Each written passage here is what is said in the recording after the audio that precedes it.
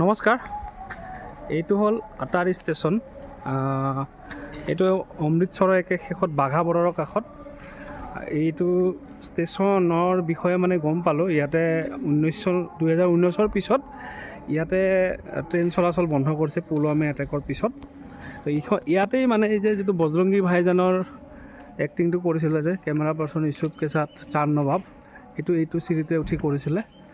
আৰু ইয়াতে বীৰ জাৰাৰ পৰা আৰম্ভ কৰি গদৰ 2লৈকে চিনেমাৰ মানে শ্বুটিং চলিছিলে এটা সময়ত। আৰু এই আমাৰ ফটো উঠি আছে জিমিদা, চাইমন, পাঠক। শেষত মই ভিডিঅ'টো আপোনালোকে চাব। আৰু এই ষ্টেচনটোৰ বিষয়ে যিখিনি মই ক'লোঁ, মই ইয়াতে শুনি পেলাই ক'লোঁ। ষ্টেচনটোৰ লগত বহুতো মানে ষ্টেচন য'ত মানে আপোনাৰ পুলৱামা এটেকৰ পিছত ষ্টেচনটো বন্ধ কৰি দিছে 19ৰ পিছত।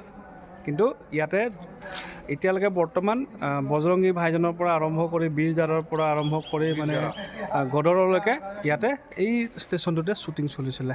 ধন্যবাদ। কিয় বোলে সোনিহা।